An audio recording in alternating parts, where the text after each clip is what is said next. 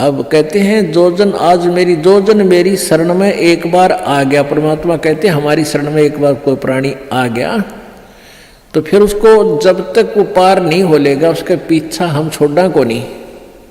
जो जन हमारी शरण है ताका हूं मैं दास, और गेल गेल ला गया फिर वो जब लग धरती आकाश। तो उसी विधान से परमात्मा उस किसान के पास गए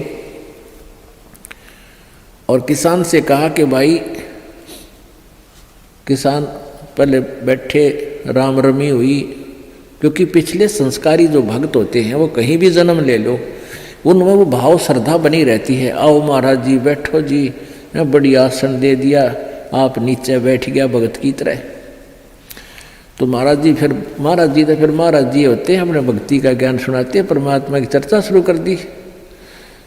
तो वो किसान कहने लगा, कहाँ जी भक्ति तो मैं करता हूँ, क्या भक्ति तो मंदिर में जाता हूँ, शिव जी की पूजा करता हूँ। फिर सारी बात बताई, भाई यह भक्ति ठीक नहीं, भक्ति की विधि ये है जो आपके शास्त्रों में लिखी हुई है, कैसी करो। अच्छा जी ठीक सत है, भक्ति भी कराएंगे।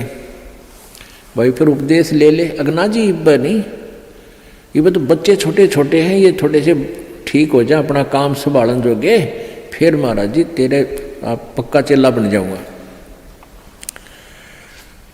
लाख समझाने पर भी नहीं माना, यही कहता रहा। परमात्मा चले गए। कुछ दिनों के बाद फिर गए, देखा क्या किसान के 2 लड़के थे, उन लड़कों के भी बच्चे हो रहे, उन खिलाने लग रहा खूब प्यार से, सीने से लटा रखे पोते। परमात्मा फिर गए, किसान भाई भगत जी देवता तेरे बच्चे भी समझदार हो गए हैं और खेत का काम संभाल लिया, तू आजा भक्ति कर ले, नाम ले ले। ने बोला महाराज जी देख छोटे छोटे पोते हैं, बच्चे खेत में जहाँ हैं काम कर रहे हैं और मैं इनको बाद में संभाल रहा हूँ, अब मुझे फुर्सत नहीं है, थोड़े ही बच्चे पोते बड़े हो जाए थोड़े से, फिर मैं भक्ति करूँगा। बहुत कहने पर भी नहीं बोला, ना बाबा जी दुखी ना करे मैंने, क्यों पोते घने प्यारे लग गया करे। यह काल का एक भयंकर जाल आगे और बढ़ा देता है उसके ऊपर।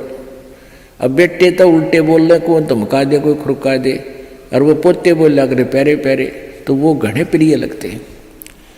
न बोले बाबा जी तू तो सब ऐसा ही, तेरे तो कोई लाग नहीं, कोई संतान नहीं, तेने क्या पता संसार के उसका है, कह दिया भक्ति कर ले, भक्ति नहीं होया करे, पोते बड़े हो लेंगे फिर बात करूँगा तेरे से, फिर जरूर नाम ले लूँगा, पक्की बात हो रही। नो टाल टूल दिया। अब 4 साल के बाद फिर आए परमात्मा संत जी रूप में।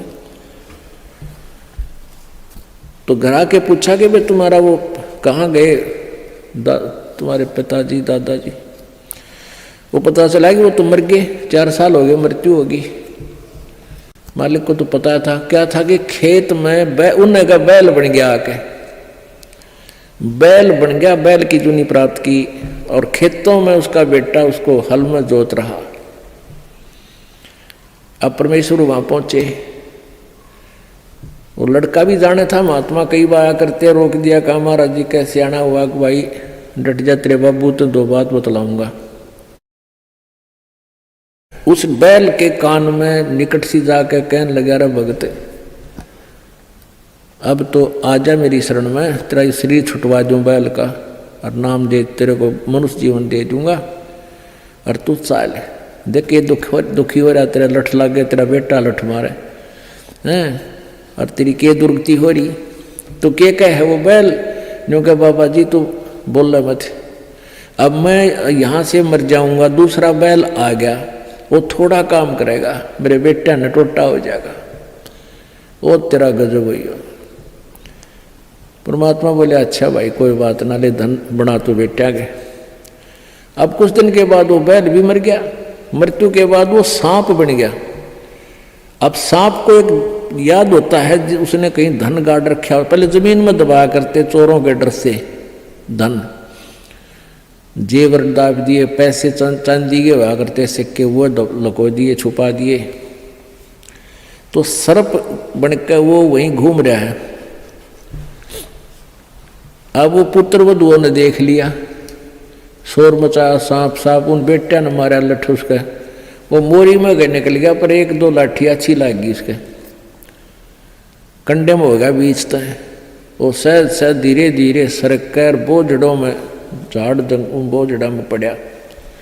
जब परमात्मा गए, कहाँ सुना भगत जी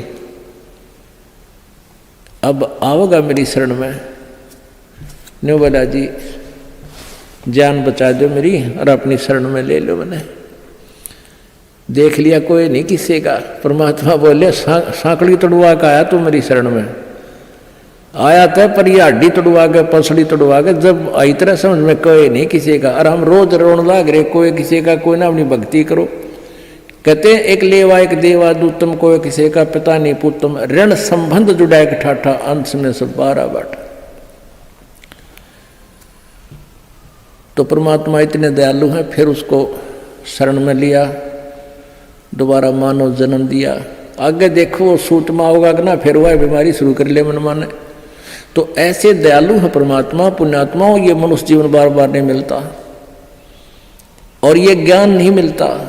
आपके ना जाने कौन से जन्म के पुण्य, बिना गिनती के असंख्य पुण्य आपके साथ हैं, और विशेष कृपा परमेश्वर कबीर जी के आपके ऊपर है, जो आप यहाँ पहुँच रहे हैं और ये ज्ञान आप तक पहुँच रहा है। उन पुण्यात्माओं के न्यारे कर्म है इस दुनिया में।